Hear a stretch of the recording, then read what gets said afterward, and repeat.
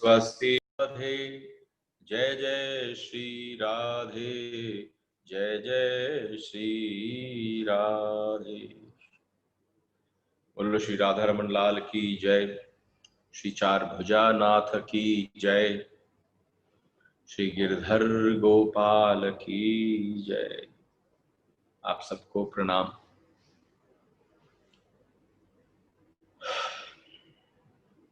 छब्बीस दिवस निकल चुके हैं और इन 26 दिवसों में अभी तक आपने जितनी भी मीरा सुनी है, श्रवण करी है, इसको तराजू के एक पलड़े की तरफ रख दो और जो आप कल से प्रारंभ करेंगे मीरा को श्रवण करना, उसको तराजू के दूसरे पलड़े पर रख दो।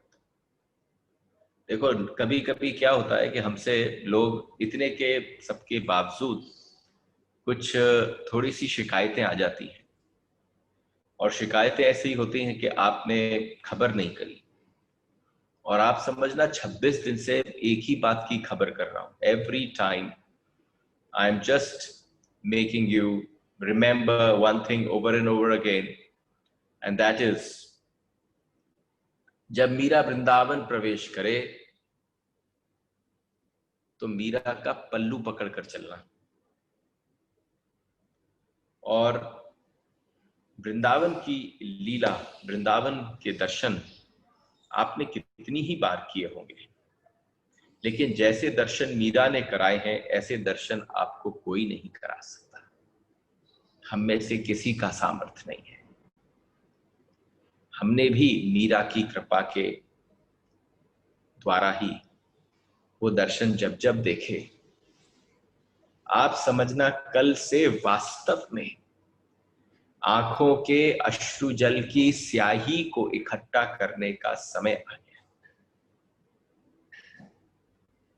And this is exactly why I say that you should be prepared. मुझे लगता है कि 25-26 दिन में इतनी तो तैयारी मानसिक रूप से, आत्मिक रूप से, हृदयागत रूप से हो ही गई होगी कि आप चल पड़े मीरा के साथ साथ। गोस्वामी तुलसीदास के लिए पत्र लिखा, उनसे राय मांगी, मुझे क्या करना चाहिए। कभी कभी ऐसा होता है कि आप कितने भी बड़े ज्ञानी हो, लेकिन आपको पता नहीं चलता। देखो, आप सब अपने अपने छोटी छोटी तालाब, छोटे छोटे बावड़ियों में अपना जीवन व्यतीत कर रहे हो, जितने भी यहाँ श्रवण कर रहे हो। अब आपकी तालाब की हिसाब किताब है, आपका बावड़ी का हिसाब किताब है, आपका और थोड़ी बड़ी किसी चीज का हिसाब किताब हो सकता है, लेकिन अगर आप गंभीरता से श्रवण करो तो है वही आपकी दुनिया जिसमें आप जी रहे हो। और जब कभी कभी आप अपनी दुनिया में घिरे ही उन लोगों से हो जिनके पास, आपके पास मांगने और बोलने के लिए भी एक विशेष व्यवस्था होती है, तो जिस समय पर अगर आप निरुत्तर होने लग जाएं, आपको ये पता न चले कि क्या उत्तर दिया जाए, क्या प्रश्न किया जाए, क्या पूछा जाए, तो इन सारी सिचुएशंस के अंदर कभी कभी आप चाहते हो कि कोई और उतर कर आ जाए, वो आपके प्रश्नों का उत्तर दे दे। देखो, आपको एक बात बताऊं, इतने दिवस से मीरा की बातचीत चल रही है। भटक लिए हम ज्ञान के पथ पर, वैराग्य के पथ पर, ध्यान के पथ पर, लेकिन आप एक बात समझना, सारी अवस्थाएं जो है वो मीरा की है, वो भक्ति की है। आपको ये कैसे समझाऊं, क्योंकि there will be a lot of people who would not be introduced to even the kind of life that we have led.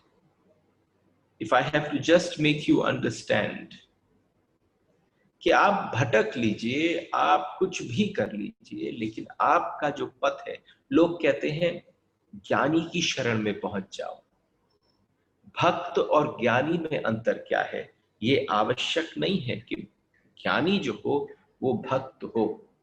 लेकिन एक बार जो भक्त हो जाता है, अपनी दृष्टि में नहीं होता, जगत की दृष्टि में लोग उसको भक्त की माध्यम से अपने आप हाथ जुड़ जाते हो सामने, तो समझना ज्ञान तो उसके नीचे पीछे पलटता रहता है। ज्ञान तो जैसे उसके इर्द गिर्द बस डोलता पड़ा फिरता है। भक्त होने की आवश्यकता है। तुलसीदास जी के पास मांगा, तुलसीदास जी ने पद में, और आपको बताऊं कल किसी से संवाद हो रहा था, उन्होंने कहा कितनी सुंदर भाषा शैली जिसकी कल्पना न की जा सके। क्या लिखती है मीरा, स्वस्ति श्री तुलसी कुल भूषण दूषण हरण गुसाई। संबोधन देखिए, और तुलसी ने भी जब उत्तर दिया तो सबसे पहली बात क्या, जाके प्रिय न राम बई दे। जिसके राम और सीता, क्योंकि वो राम के भक्त हैं, उन्होंने कहा जो राम सीता का, सीता राम का जो प्रेमी नहीं है, जो उनके प्रति आस्था नहीं रखता हो, तजिए ताही कोटि सम, उसको उसी क्षण ताज दीजिए, छोड़ दीजिए। अरे आपके इस जीवन के अंदर कोई आपको कोई ऐसा तत्व के साथ मिलने में रोकता हो जहां आपकी प्यास बढ़ चुकी है, तो तज डालो उसको, यद्यपि परम स्नेही, चाहे वो परम स्नेही हो, उसको त्याग दो। और मीरा ने जब कहा तो सुखपाल ब्राह्मण द्वारा लाया गया तुलसीदास जी का पत्र जैसे ही मीरा ने अपने माथे पर रखा तो मीरा का रोम रोम पुलकित हो उठा। मीरा का रोम रोम पुलकित हो उठा। उन्होंने आंखें मूंद ली, बंद नेत्रों के हर्ष से मोती झरने लगे। थोड़ी देर बाद उठकर उन्होंने सुखपाल पंडित जी को नमन किया, और सुखपाल पंडित जी को नमन कर कर उन्होंने सिर्फ उनसे ये कहा कि पंडित जी आप बताओ आपको क्या दूं। ऐसा नहीं हो सकता, आपने मेरी फांसी काटी, मैं अटकी पड़ी थी, समझ में नहीं आ रहा था कि करूं तो करूं क्या, आपने मेरी फांसी काट दी, इसलिए आपको क्या दूं और बताओ आपने क्या क्या प्रकार करूं। ये मंगल कामना करती हूं कि आप एक दिन अत्यधिक ऐसे भगवत कृपा पर हो कि आपकी मुख पर सरस्वती विराजमान हो। जिस किसी अपने भक्त यजमान के यहाँ पर आप पहुंचे और आपके मुख से जो निकले, भक्ति ने कृपा कर दी। अरे मुझे इस पल कौन सी बात स्मरण आ गई, जिस समय श्री चैतन्य महाप्रभु जब वाराणसी में पहुंचे, और वाराणसी में पहुंचकर वहां पर इतने बड़े एक संत प्रबोधानंद जी, इतने अद्भुत विलक्षण संत जो थे, वो समझ नहीं पा रहे थे वेद विज्ञान की बातों के अलावा कोई हरिनाम कर कर कैसे लोगों को अपनी ओर आकर्षित कर रहा है। उन्होंने अपना बड़ा सा सिंहासन लिया, उस स्थान पर लगवा दिया जहां से रोज दर्शन करने स्नान करने के लिए निकलते थे। झुंड का झुंड इकट्ठा होकर महाप्रभु के पीछे चल रहा था, और उसी समय उन संत ने अपना इतना बड़ा सिंहासन लगवाया, चवर ढूंढ रहे थे, पंखे ढूंढ रहे थे, सामने से नाचते हुए महाप्रभु आ रहे थे। उन संत की जीभ लटक गई, उस जीभ में से उन संत को क्या दिखा, उन संत को साक्षात दर्शन हुए कि उनकी लटकती हुई जीभ में से सरस्वती की जैसे सीढ़ी बन गई हो, वो जीवा वो नीचे की तरफ उतरने लगी, और जैसे जैसे सरस्वती एक एक पद से उतरती उनकी आंखें बड़ी होती चली गईं। सामने से महाप्रभु आ रहे थे, सरस्वती बहती हुई बाहर निकल रही थी। उसी समय सारी बातों को छोड़कर, सारी वैमनस्यता द्वेषता को छोड़कर उन साधु ने हाथ ऊपर किए और एकदम हरिनाम संकीर्तन करना प्रारंभ कर दिया। और जैसे ही हरिनाम संकीर्तन प्रारंभ किया, जो लटकती हुई जीभ थी जिसपे से सरस्वती उतर रही थी, वो मुड़ी और मुड़कर वापस जाकर अंदर बैठ गई। ऐसा लगा कि आज वो कृपा भक्ति ने दे दी सुखपाल, वो कृपा भक्ति रूपी मीरा ने आज प्रदान कर दी। भक्ति रूपी मीरा ने आज सुखपाल पंडित को कहा, आपके मुख में सरस्वती वास करेगी, आप जहां जाएंगे जो बोलेंगे वो बात अवश्य पूरी होगी। हाथ जोड़कर पंडित जी खड़े हो गए कि इससे बड़ा वरदान साक्षात भगवान और क्या दे सकते। उसके पश्चात भाई मीरा का पत्र आया। मीरा ने जो पत्र अपने पिता के बड़े भाई वीरमदेव जी को लिखा था,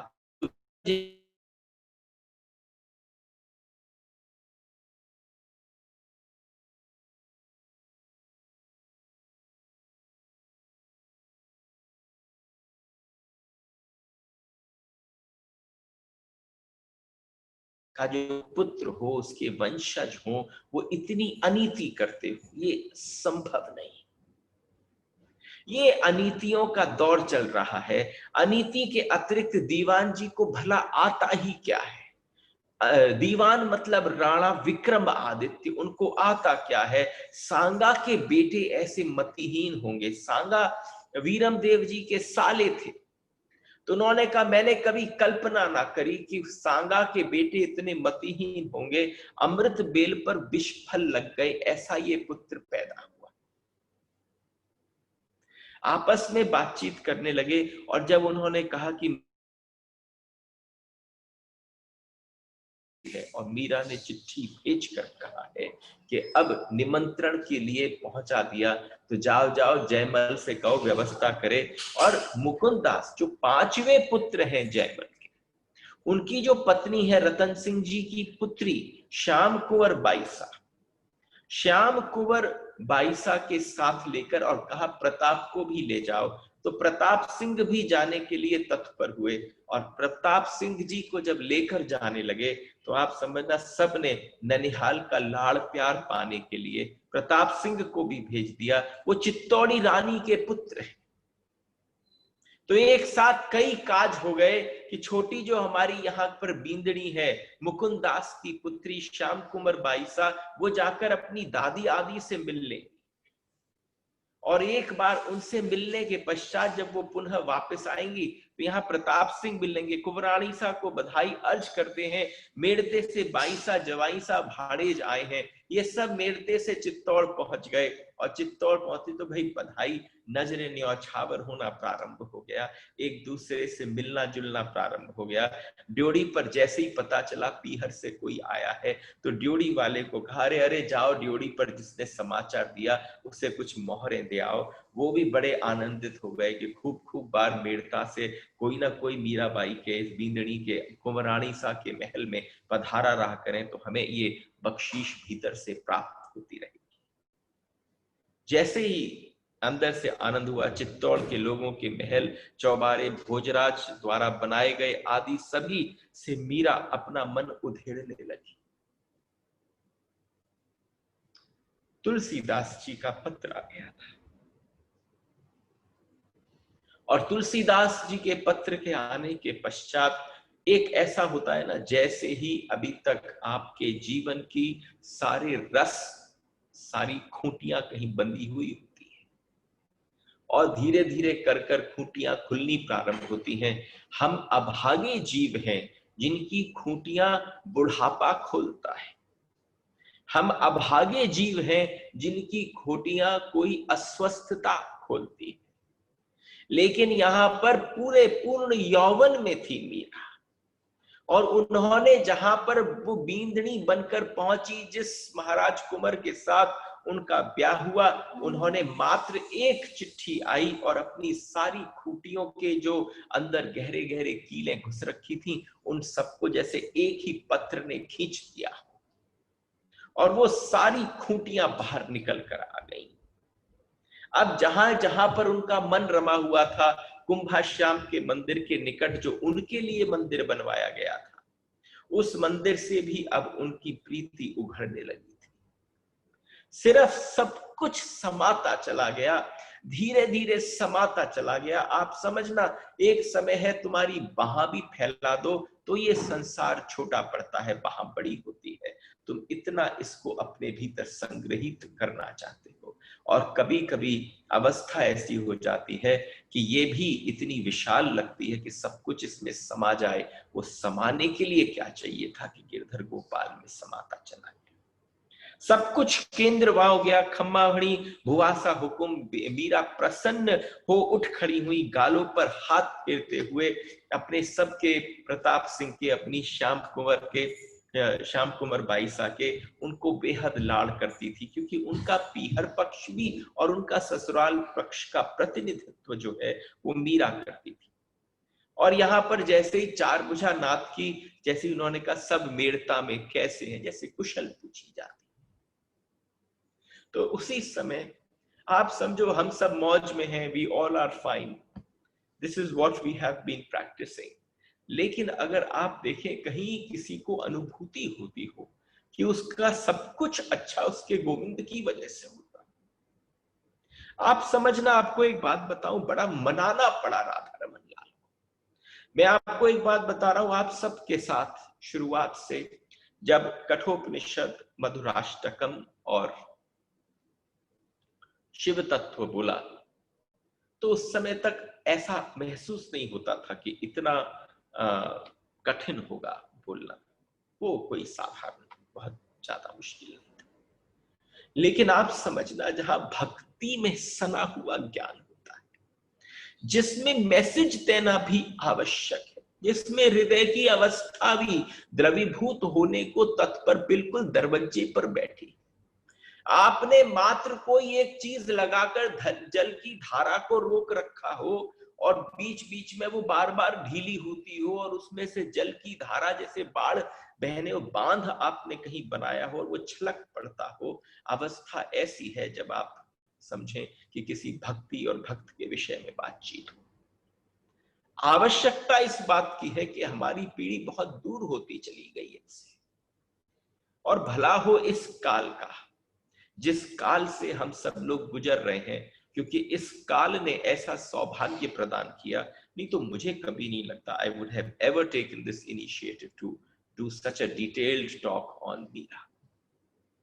यहां पर मीरा ने अपने मन से चालू कर दिया, जब सारी अंदर चंपा, चमेली, मंगला और गोमती, गंगा आदि सबको उन्होंने खबर दे दी कि मेड़ता से सब आ गए, श्याम कुंवर बाईसा आ गई, मुकुंदास आ गए।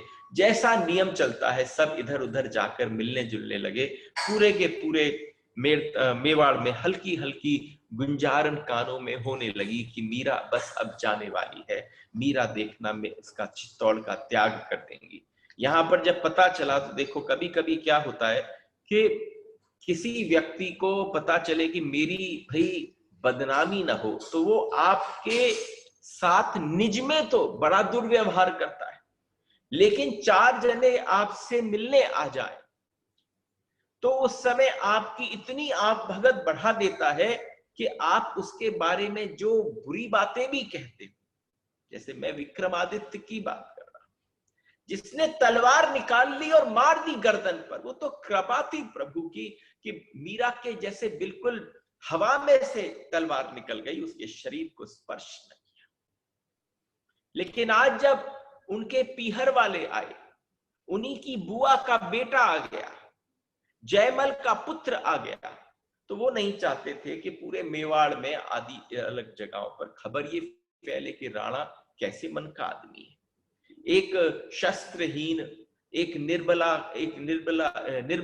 महिला को, एक निर्बल मीरा को देखो कितना त्रास दे रहे हैं, विधवा है। लेकिन उन्होंने उस समय आकर अपने रूप में पूरा परिवर्तन कर लिया, खूब प्रसन्नता दिखाई, खूब उन्होंने मीराबाई के प्रति प्रीति प्रदर्शन किया।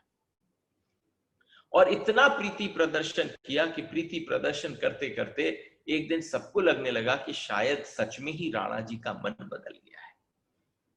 ऐसा भी नहीं है कि आप ये सोचें कि आज हम चलते हैं चित्तौड़ से, मेवाड़ से, अभी के अभी निकल पड़ते हैं, लेकिन इतना आसान नहीं है, क्योंकि मीरा का लवाजमा जो था वो इतना विशाल था। अभी भी जब निकलती थी तो दासियां, खूब सैनिक, घुड़सवार, पालकियां सब निकलती थी। और अब जब यहां से परमानेंटली जा रही है, ये मेवाड़ का त्याग कर कर हमेशा के लिए जा रही हैं, तो लवाजमा कैसा होगा। लेकिन यही उस अवस्था में एक दिन भाव में, जिसको मैंने आपसे कल कहा था कि कुछ हिस्सों को मैंने बाद के लिए छोड़ दिया, कभी कोई मौका अवसर होगा तो आपको श्रवण कराएंगे। मीरा के महल में रंगीली होली होती है, बिल्कुल ऐसी होली हुई जैसे बरसाने में होती है। और बरसाने में जैसे नंदगाम से सवरे गोप कन्हैया आए गए, और आकर उन्होंने अपनी बरसाने की सारी छोरी ने छेड़ना चालू कर दिया।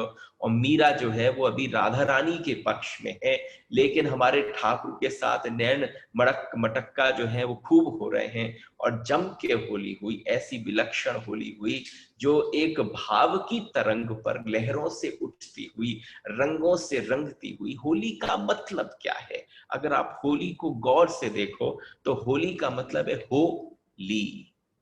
मैं होली कृष्ण की हो गई, मैं बची नहीं, मैं दुनिया की नहीं बची, मैं उसकी हो गई। कब कब उसने मुझे अपने रंग में रंग दिया। रंग तो बहुत बाद में बनी। और हमारे तो ब्रज में एक कहावत है कि जग होरी ब्रज होरा। जग में जो होती है उसको होरी कहते हैं, पर ब्रज में जो होता है उसको हुरा कहते हैं। हुरा, हुरा का मतलब है नटोरियस होली। ऐसी होली जिसमें आपको प्रेम से, शैतानी से, चंचलता से, चपलता से सने हुए कृष्ण का भाव दिखे। इसका हल्का फुल्का दर्शन आज भी होता है। और जब उस अचेत अवस्था में पहुंच गई होली खेलते खेलते कि श्याम सुंदर उनके गालों को रगड़ रहे हैं, और उस अचेत अवस्था से बाहर लाने के लिए आज यहाँ सब ने देखा। श्याम कुंवर बाई साहब भी थी, जो छोटी सी हैं। उन्होंने पहली बार अपनी अपनी मीरा, अपनी भूमिसा हुकुम को जब इस भाव अवस्था में देखा, तो सारी उनकी जो गोपियां थी, सारी उनकी जो सखियां थी, वो भजन गाने लगी।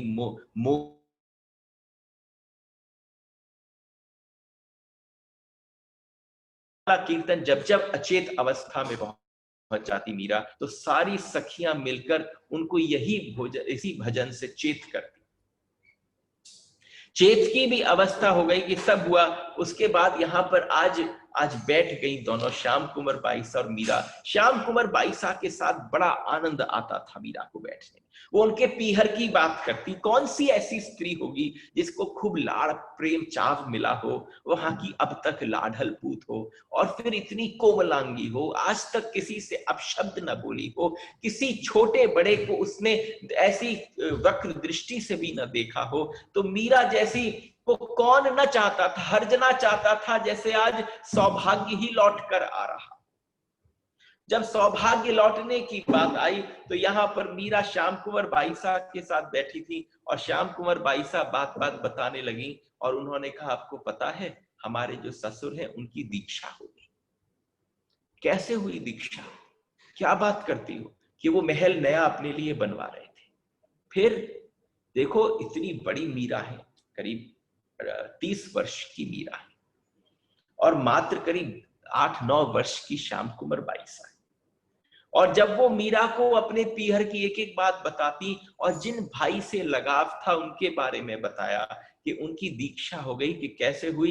कि ये जो मशक होती है ना, पहले एक चमड़े की बड़ी सी मशक होती थी, और जो हरिजन होता था वो गली गली जाकर उस मशक में पानी भर कर लाता, और फिर जगह की सफाई करता।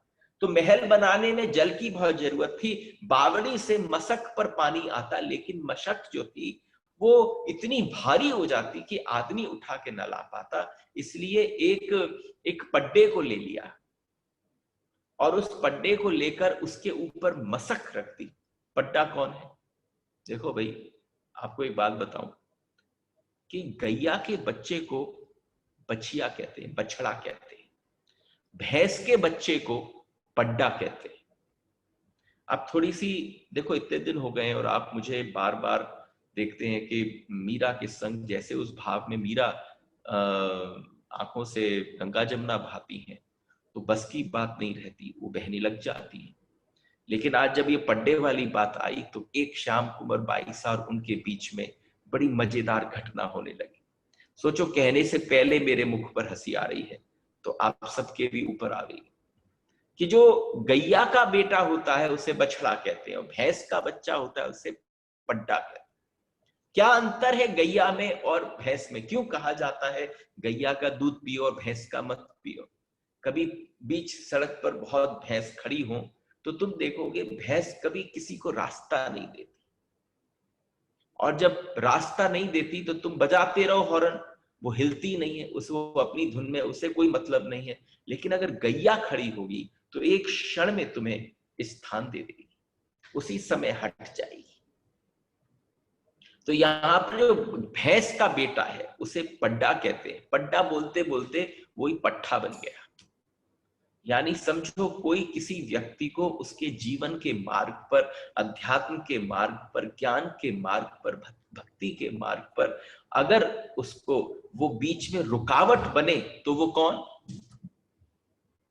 तो ये बातें बड़े प्रेम से होने लगी, खूब हंसी, खूब श्याम कुमार बाईसा और मीरा के बीच में बार बार होने लगा। लेकिन जब वो पड्डा बार बार मशक लाता तो वहां एक साधु बैठे थे उस नदी के किनारे, और उन साधु ने जाके कहा जाओ जाओ अपने राजा से कह दो अन्न तो मैं खाता नहीं, मेरे लिए 2 सेर दूध भिजवा दो।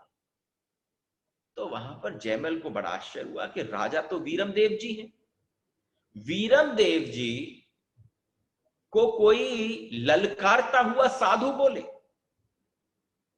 यानी जैसे एक स्थान के राजा को एक सड़क पे चलता राहगीर बोले कि भाई मुझे क्या चाहिए, कि मुझे 2 सेर दूध भिजवा दो। अरे सैकड़ों लोग हैं राज्यसभा में, किसी से भी बोलो। उसने कहीं नहीं, राजा से। उन्होंने कहा अच्छा। तो जयमल ने ऐसे ही हंसी मजाक में कह दिया, वो जो पड्डा था उससे कह दिया, जब पड्डा वहां पहुंचा तो जाके कह देना उस साधु से इस पड्डे से ही दूध निकाल ले। जस्ट लिसन, कैसा समय रहा होगा उस समय का।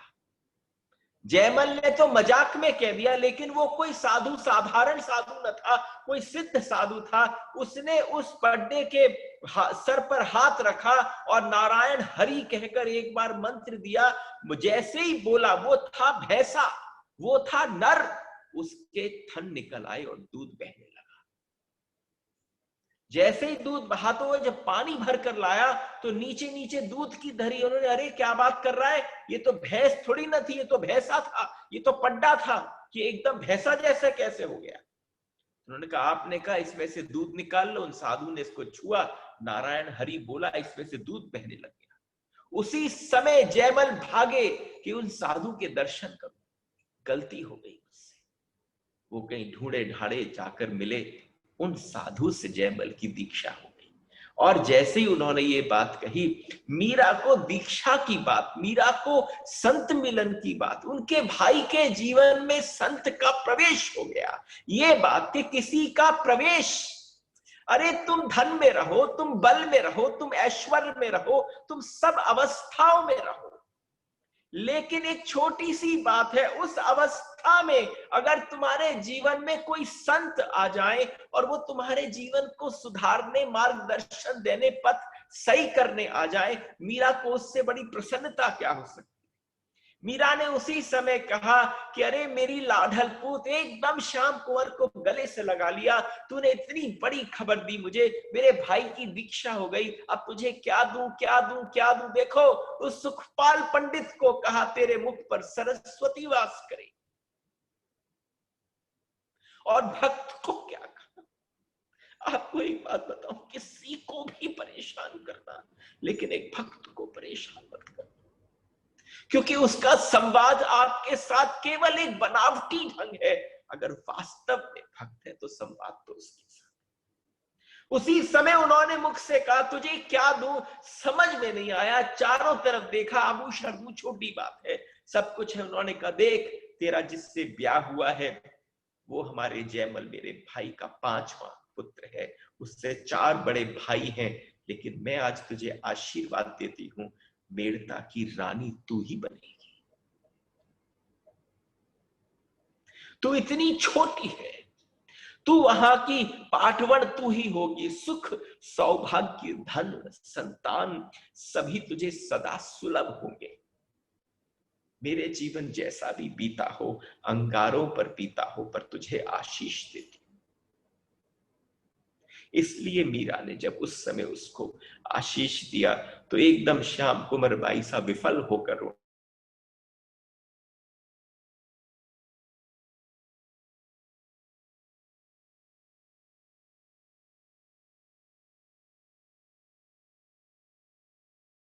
होती रही, लेकिन लवाजमा तैयार करने में, सारा सामान बांधने में, इतना बड़ा वैभव, इतना बड़ा ऐश्वर्य उसको भी तैयार करने में समय कितना लगता। उसके पश्चात श्री जी ने, शालिग्राम जी, हमारे राणा की तरफ से फिर से एक और तोहफा आ गया। देखो इन सबके बीच में अभी नेड़ता के भी सब हैं श्री जी की तरफ से, यानी उनको दीवान जी को श्री जी कहा जाता था। श्री जी की तरफ से एक तोहफा और आया और उसमें एक श्री जी ने शालिग्राम और फूल की माला भेजी। एक औरत आई, उसने कहा हुकुम, आपके पास एक दासी ने आकर पूजा करती हुई मीरा को प्रणाम किया, दंडौत कर कर उसने कहा कि ये मेरे को ये छाब बांस की बनी हुई है, खड़े किनारे की जैसे थाली होती है वैसा डिब्बा था, ऊपर वैसे से ही ढका हुआ था। मीरा ने एकदम उसकी ओर देखा कि अरे ये क्या है, कि आपके लिए राणा जी ने, महाराज कंवर ने साक्षात आपके लिए शालिग्राम जी और उनकी प्रसादी माला भेजी है। तो मीरा के मन में उठा कि भाई काठमांडू नेपाल के तरफ से शालिग्राम आते हैं, कोई गया होगा वहां पर गंडकी और इस स्थान पर, तो वहां से कोई आया होगा तो मेरे लिए मन, उन्होंने भेंट तो राणा को करी थी, लेकिन राणा को लगा नहीं नहीं मेरे काम की चीज नहीं है, ये तो इन्हीं को दे। तो जैसे ही शालिग्राम कौन लाया, थोड़ी बहुत पूछा-ताछी हुई, लेकिन उस जो दासी जो लेकर आई उसका नाम था कुमकुम। कुमकुम दासी आई तो मुझे नहीं मालूम, उसने कहा किसने दिया, कैसे दिया, मैं तो महारानी जो बड़ी वाली हैं उनकी सेवा में रहती हूँ, अपनी भाभी को देखने गई जो दूसरी वाली के यहाँ पर सेवा में थी। जैसे ही मैं वहां पहुंची, वहां पहुंचकर देखा उनका पग भारी था, वो कहाँ से उठाती है, बड़ा भारी छाप था। तो मैंने कहा मैं ले आऊं, मैं भी आपके दर्शन के लिए व्याकुल और पागल हो रखी थी, अवसर प्राप्त हो गया, तो मैंने सोचा ये शालिग्राम और माला मैं भेंट कर आऊं। उसी समय मीरा ने हंसकर बड़े आश्वासन देते हुए कहा कि कोई बात नहीं है, ठीक है, गोमती इन्हें प्रसाद दो, थोड़ा इधर कुछ करो। मीरा के पास जो भी आता, मीरा कभी उसे बिना कुछ प्रसाद चरणामृत दिए बिना कभी न भेजती। एकदम श्याम कुमार बाईसा महल में घुसी और घुसते ही पूछा, अरे ये छाप कहां से आया? जैसे ही पूछा ये छाप कहां से आया, तो पता नहीं बेटा, जिस असीम वात्सल्यपूर्ण दृष्टि से मीरा श्याम कुमार बाईसा की तरफ देखती वो अभूतपूर्व था। कुमकुम की ओर संकेत करके कहा ये लाई है अभी अभी। एकदम चंपा के मन में जैसे संकोच हुआ और संदेह भी हुआ। उसने कहा कि कितना वजन है इसमें, जब तुम उसे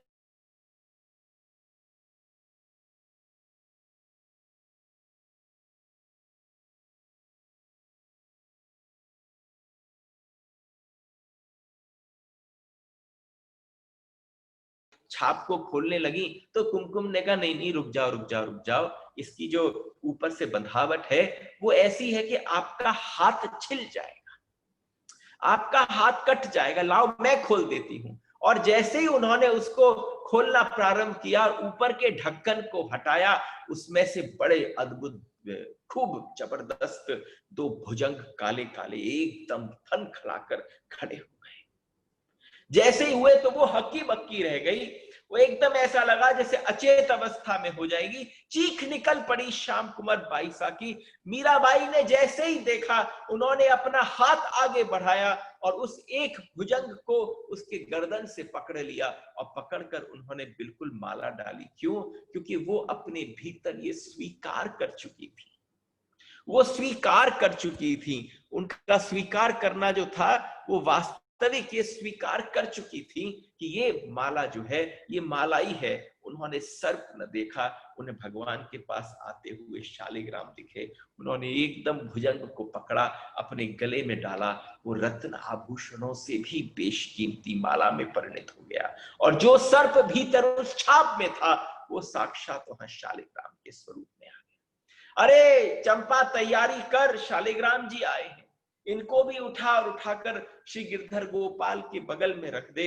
यहां सब आश्चर्यचकित हो गए, सब एकदम भुजंग को देख के कोनों में पीछे पीछे हो गए। श्याम कुमार बाईसा को एक हाथ से मीरा ने अपनी छाती से लिपटा लिया और एक तरफ से उस भुजंग को अपने गले में डाल लिया, दूसरे का तैयारी करो तैयारी करो। आज वो दोनों भुजंग जो थे पता नहीं कौन होंगे, कब के होंगे, कौन से दोष के कारण सर्पयोनि में होंगे, लेकिन पता नहीं उनको उसी समय सद्गति प्राप्त हो गई। अरे साक्षात भुजंग जो था वो उस पल उस क्षण क्या परिणत हो गया कि शालिग्राम शिला के रूप में बना। जैसे ही शालिग्राम बना वहां पर बड़ा अद्भुत तैयारी हो गई और फिर उसके पश्चात यहां पर सेवा आदि हो गई। थोड़ी डर गई कुमकुम, एकदम पूछना लगा, सबने उसके ऊपर प्रश्नावली चालू कर दी, किसने दिया, क्या दिया। अरे मुझे क्या पता था, मैं तो मस्तक पर ही काल को धर कर ले आई, मैं तो मस्तक पर ही काल को धर कर ले आई। और आज श्याम कुंवर ने कहा मुझे क्या पता था, काकोसा जो है मैं जाकर काकोसा से पूछती हूँ, अभी भी वो हमारी भुवि जैसा हुक्म के साथ ऐसा बर्ताव करते हैं। मैंने केवल बातें सुनी थी कि यहाँ पर नाहर भेज दिया, शेर आ गया, तलवार से गर्दन काटने के लिए प्रस्तुत हो गए, बड़े बड़े उन्होंने काम किए। भूतिया महल में हमारी कोमलांगी भुजिसा हुकुम को उन्होंने बंद कर दिया, लेकिन आज तो मेरे सम्मुख, मेरे सामने ही समक्ष एक भुजंग प्रस्तुत हो गया। और उस समय पर जब सब होता रहा तो कुमकुम को लगा कि मैं अपने माथे पर काल रख के ले आई।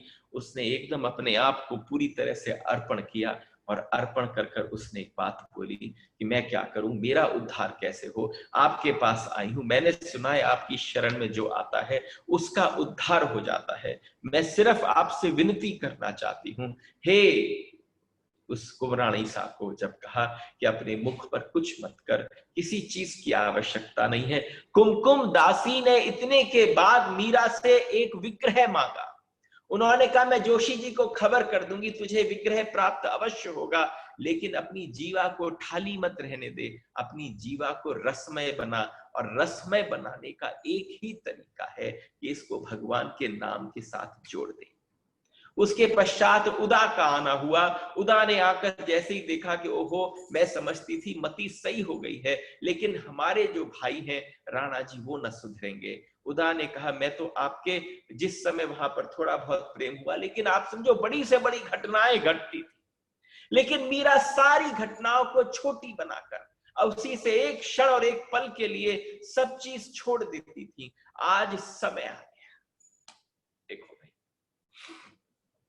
आज समय आ गया, यहाँ तैयारियां चल रही थी, पीहर से आ चुके हैं सब लोग, कितने दिनों तक यहाँ वास कर गए। श्याम कुंवर बाईसा अपनी दादी सा सबसे मिल ली, सब कुछ हो गया। प्रताप सिंह ने भी खूब अपने ननिहाल में प्रेम पा लिया। इन सब के बाद अब तैयारी होने लगी। एक बात कहना चाहता हूं, वृंदावन की लीला से पहले ये एक आखिरी ऐसा पड़ाव है जहां आप एक दूसरी मीरा का दर्शन करेंगे। और जब आप वृंदावन में कल से प्रवेश करेंगे, ये बल्कि मैं अपने व्हाट्सएप ग्रुप पर भी शेयर करूंगा कि कल वृंदावन प्रवेश है, सब साथ चलो। मैं तो उसी वृंदावन में, लेकिन ये प्रकट वृंदावन है। इस प्रकट वृंदावन से हम दिव्य वृंदावन की तरफ अग्रसर हो रहे हैं। अब जो आखिरी के 20 मिनट बाकी है, इस 20 मिनट के दौरान मीरा सदैव के लिए चित्तौड़ का परित्याग कर रही है। आप समझना, इस परित्याग को सुनना नहीं, देखना। ये आवश्यक है कि आप ये देख पाओ कि मीरा ने चित्तौड़ का परित्याग कैसे किया। मैं भी राधा रमन लाल से विनती करता हूं कि हमारी जीभा पर बैठकर इसको दर्शन की भांति आपको दिखा, ऐसा लगे जैसे आपके हृदय के भीतर से मीरा ने बाहर निकलना प्रारंभ किया, लेकिन वहां से निकलेगी नहीं तो वृंदावन कैसे जाएगी। सन 1534 में सन 1534 में 1504, ये संवत की बात नहीं कर रहा हूं, संवत तो 1551 हुआ था, लेकिन वर्ष जैसे 2020 है तो 1534 में मीरा सदैव के लिए चित्तौड़ छोड़ दिया और चित्तौड़ छोड़कर मेड़ता की ओर चली। देखो, जब कोई विशेष बात होती है तो मैं आप सबसे बार बार अनुरोध करता हूं कि आप अपनी आंखों से सुनना। ऐसा जीवंत होने लगेगा, ऐसा लगेगा जैसे आपके सम्मुख सब कुछ घट रहा था। जिस समय मीरा चित्तौड़ की ओर चल रही, उस दिन भोजराज के, उसी दिन भोजराज के जिस दिन मीरा वहां से प्रयाण करती है, अगर वास्तविक सुयोग्य देखिए कि संजोग है कि उसी दिन भोजराज के दुपट्टे से गांठ जोड़कर इसी वैशाख के मास में गाजे बाजे के साथ महल की देहली पर पालकी से उतरी थी। जिस दिन वहां पर चढ़ी थी, जिस दिन पालकी से उतरी थी, आज विदाई पालकी में ही होने की तैयारी।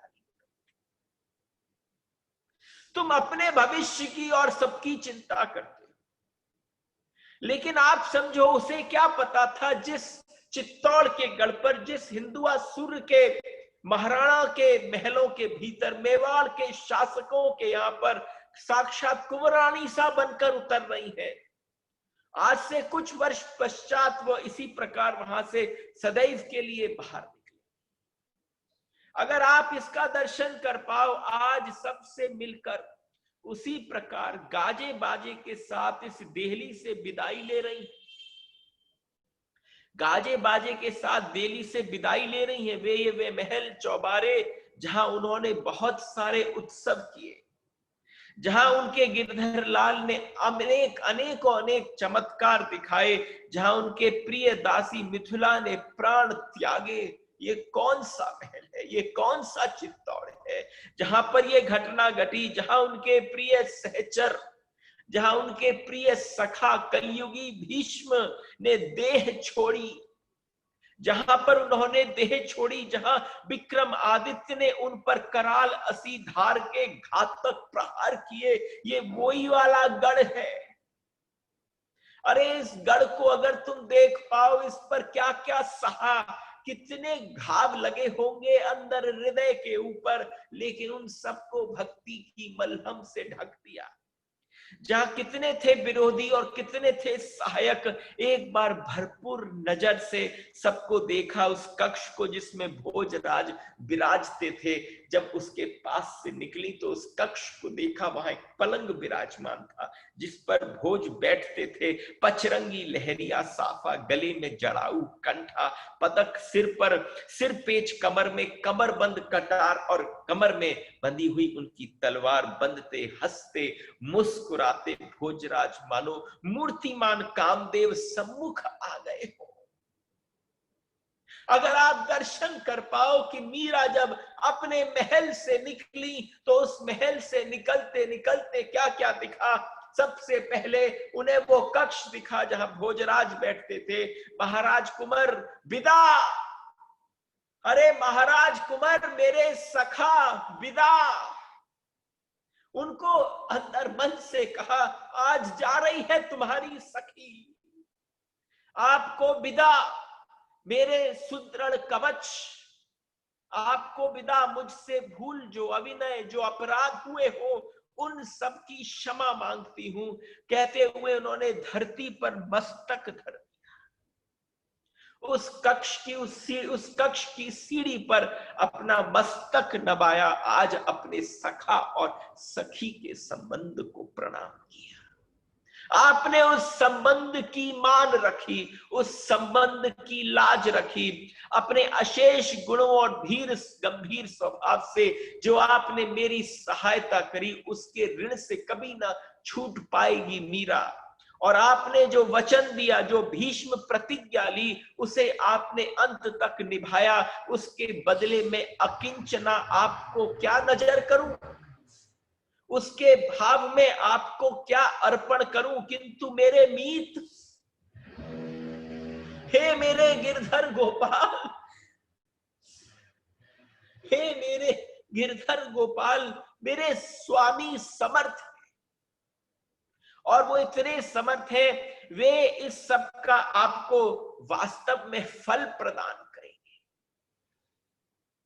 मैं ऐसी अभिलाषा अपने गिरधर गोपाल से रखती हूं कि वो आपकी इसकी सारी अभिलाषा पूर्ण करें। बहुत देर से उनके पीछे चंपा खड़ी थी। उसने कहा, बाईजा हुकुम, नीचे पाल किया। आओ चल।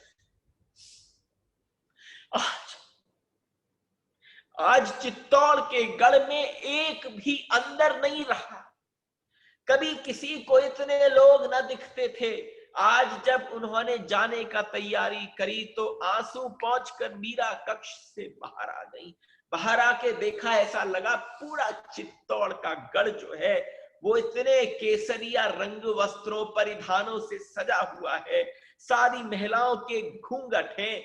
आज खुसुर फुसुर की आवाज नहीं, आज बिल्कुल ऐसे अवस्था में आ रही है जैसे एक एक करोड़ हृदय अपने अंदर से मीरा को रोकने के लिए चेष्टा कर रहा है कि हम क्या करें। हम इतना बल नहीं रखते कि हम आपको रोक पाए। हम राणा को अपनी करतूत करते रोक नहीं सकते, लेकिन हृदय बिछ जाता है। आप इन हृदय पर, बिछे हुए हृदय पर चलकर जाएं।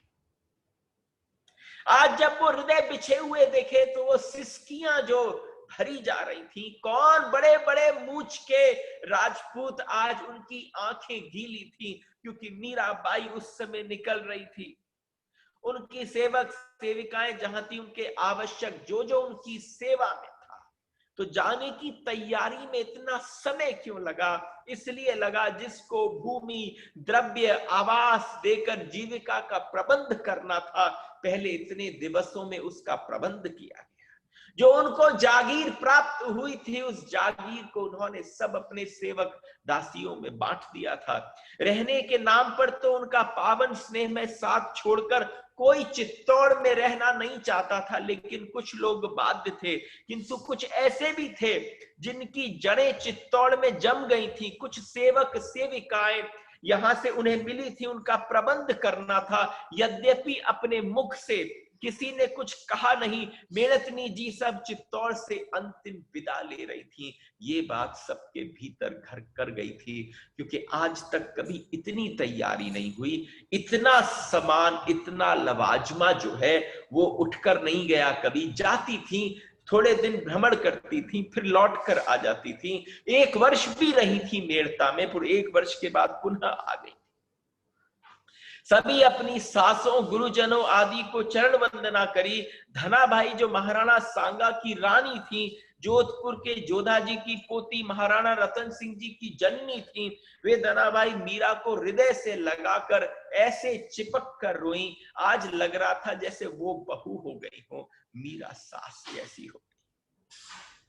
और आज ऐसी रोई वो सास मीरा से लिपट कर कि मुझ दुखियारी को तुम अकेली छोड़कर जा रही हो। मेरा संबंध तो दोनों तरफ था, चित्तौड़ में भी, तुम्हारे पीहर में भी। तुम मेरे ससुराल पीहर दोनों का प्रतिनिधित्व करती थी। तुम ही मेरा ससुराल, तुम ही मेरा पीहर, दोनों तरफ से हो। सास समझो या बुआ समझो, इस पति पुत्र विहीना को तुम्हारे लिए कुछ कर नहीं पाई। आज एक एक को लग रहा था विहीन वृद्धा को कुछ कर नहीं पाई, इसको भूल मत जाना, अब मैं किसके आश्रय रहूंगी। अब तक एक छाती चौड़ी थी कि हमारी कुमरानी सा, हमारी बींदनी मीरा यहाँ मौजूद है। अब किसके सहारे दिन काटूंगी। कभी 2 घड़ी बैठकर तुम्हारे साथ हृदय की जलन ठंडी हो जाती थी। अब किसका मुख देखूं, अब किसका मुख देखूंगी, कौन मुझ दुख के को धीरज धरेगा। मीरा ने धराबाई के आंसू पहुंचे और सब के स्वामी भगवान। देखो, मीरा ने कभी नहीं कहा कि मैं हूं। सबने क्या कहा, एक बात कहने की है, एक बात समझने की है। आप मीरा के इन 26-27 और जो भी हफ्ता भर का बाकी रह गया हो, इस सबको श्रवण कर ले। इन सबको श्रवण करने के बाद आप ये समझ जाना कि कोई व्यक्ति जीवन में उसका स्थान नहीं ले सकता। आप कहो कि मेरे बस वो है। ना कोई व्यक्ति है, ना कोई जीवन में गुरु है, ना कोई संत है, ना कोई महात्मा है। वो आएंगे जाएंगे और चले जाएंगे, लेकिन जो रहने वाले हैं वो आपके भाव में बैठे हुए आपके ठाकुर हैं। जिस समय पर कहा राजमाता हांडी जी, कर्मावती के चरणों में प्रणाम किया मीरा ने। देखो ये श्रवण करने की बात है। जब हांडी रानी के चरणों में उन्होंने दंडवत किया तो मीरा ने विनय की, मुझसे जाने अनजाने कोई अपराध हो गया हो, आप मुझे अपनी बेटी समझकर मुझे क्षमा कर देना। अब कोई कहने रहने को बचा नहीं है, और फिर सबके साथ आप मुझे विदा दें। हांडी जी ने उन्हें हृदय से लगा लिया, और जब हांडी जी ने मीरा को हृदय से लगाया तो उन्होंने कहा, पहले तो मैं समझती थी तुम जानबूझकर हम सबकी आज्ञा की अवज्ञा कर रही हो। मेरे को लगता था कि तुम हमारी आज्ञा की अवज्ञा कर रही हो, किंतु बाद में समझ आया वास्तव में कि भक्ति के आवेश में तुम्हें कुछ पता नहीं रहता था। बीननी तुमसे पल्ला पसार कर एक भिक्षा मांगी। हांडी रानी हर चीज में शामिल थी। हांडी रानी के कारण रतन सिंह की मृत्यु हुई थी। श्याम कुमार बाई साहब बचपन में ही अनाथ हो गई। उन्हीं के कारण विक्रमादित्य को राज्य गद्दी पर बैठाने के बाद तो कभी कभी कोई इतने दुष्कर्म करता है, लेकिन जब कहीं उसकी आत्मा कचोटती है, भय लगता है, तो आज मीरा के सामने हांडी रानी ने कह दिया कि मैं तुम्हारे सामने पल्ला पसार कर कुछ भिक्षा मांगती हूं। मीरा ने जैसे ही उनका पल्ला हटाया और दोनों हाथों को पकड़कर अपने माथे पर रखवा लिया। पल्ला पसारने नहीं दिया, और पल्ला न पसार कर बुझी सा हुकुम उन्होंने भरे नेत्रों से हांडी की ओर देखा। ये हाथ किसी के सामने फैलाने के लिए नहीं बने, ये हिंदुआ सूर्य की महारानी के हाथ हैं, ये आशीष देने के लिए हुए हैं, ये जननी के हाथ हैं, और मुझ जैसी अकिंचना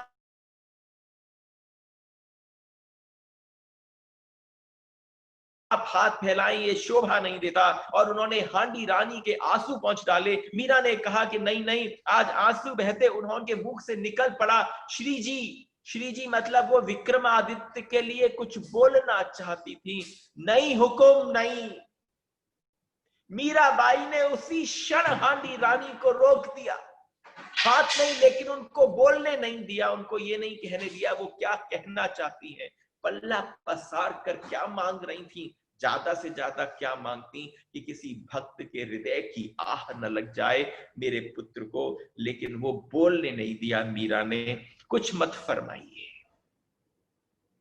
कुछ भी मत फरमाइए, मेरे मन में किसी के लिए कोई रोष नहीं है, कोई दोष नहीं, मेरे मन में किसी के लिए कोई पीड़ा नहीं है। दूसरा कोई सुख दुख हो, वो सब बात की बातें, वो मेरा प्रारब्ध कट रहा था, वो सुख दुख से मेरा प्रारब्ध कट गया। आप निश्चिंत रहें, मेरी तरफ से सबको आशीष है, लेकिन अपने कर्मों का किया सबको भुगतना पड़ता है। आज मीरा ने जब ये कहा कि सबको भुगतना पड़ता है, उन्होंने महारानी को हृदय से लगा लिया। सभी सासों की सेवा संभाल करना, सब छोटों को बताया, सब बड़ों को सब कुछ बता दिया। और उसके पश्चात वहां से निकलकर राजकुल की वधुएं बालकों ने उनकी चरण वंदना करी। सेवक जो कम आयु के थे, दास दासियों ने उनको प्रणाम किया। धरती पर सर रखकर एक एक कतार लग गई। इतने सर झुके, इतने तो कभी किसी राणा आदि के लिए न झुके थे। आज हांडी रानी को अपने पति महाराणा सांगा की बात याद आती थी कि आज हमारे घर में कोई हो न हो, हमारा नाम इतिहास में हमारी कुल वधू जो है वो रोशन करे। कोई राणा डर के मारे किसी को झुका ले, लेकिन भाव के कारण, भक्ति के कारण तो भक्त के आगे लोग झुक सकते हैं। सभी को पुरस्कार दिए गए, सभी को स्वरूप प्रदान किए गए, सबको वस्त्र आदि दिए गए, जिनकी आवश्यकता थी, जिनकी बेटियों के विवाह होने थे उनके लिए रत्न आदि व्यवस्था प्रदान करी गई, स्वर्ण मुद्राएं उनको प्रदान की गई। उसके बाद उदा आकर उनसे लिपट गई, उदा ने भी खूब आनंद से उनसे बातचीत करी और उसके पश्चात फिर मीरा की पालकी भोजराज जी के बनाए हुए मंदिर की तरफ गई, जिस मंदिर पर बैठकर मीरा दिन रात बैठकर कीर्तन भजन करती, जो सबके आंख में चुभता, और मंदिर की ओर चली। प्रभु के दर्शन के निज मंदिर के सामने प्राण प्रतिष्ठा का वह दिन उसके सामने आ गया, जब भोज के बगल में बैठकर उसने वहां पर ठाकुर जी को विराजमान करने के लिए प्राण प्रतिष्ठा कराई। श्री भोजराज की बातें याद आने लगी। अरे कौन सा अनोखा व्यक्तित्व था उनका, लोगों की अपवाद मुखर जिह्वाएं पलक उठाकर जैसे ही वो देखते तो तालू से उनकी जबान स्पर्श करने लग जाती, और अंदर ही अंदर उन्होंने भोजराज के लिए आज उस मंदिर में बैठकर वर मांगा। उन्होंने कहा, मानव जन्म का चरम फल जो होता,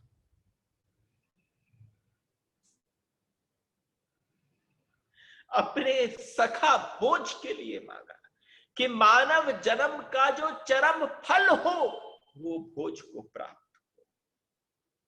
मैं ऐसी आपके सामने प्रणाम करती हूं। मीरा ने अपने लिए कुछ न मांगा, क्योंकि अपने पास तो उसके गिरधर गोपाल थे और किसी चीज की आवश्यकता नहीं थी। जोशी जी ने चरणामृत दिया और उनसे पूजा सेवा ठीक प्रकार से करने की प्रार्थना करी। सबको किया। नन्हे देवर उदय सिंह को छाती से लगाया, और सबसे बड़ी बात है, दहेज में साथ आए थे, वो वहां रहने के लिए बाध्य थे, उनको उनके लिए सारी व्यवस्था करी गई। मात्र 30 वर्ष की अवस्था थी, पूर्ण यौवन, पूर्ण रूप, पूर्ण लावण्य से धनी मीरा 30 वर्ष की अवस्था में आज जैसे ही मीरा पालकी में बैठी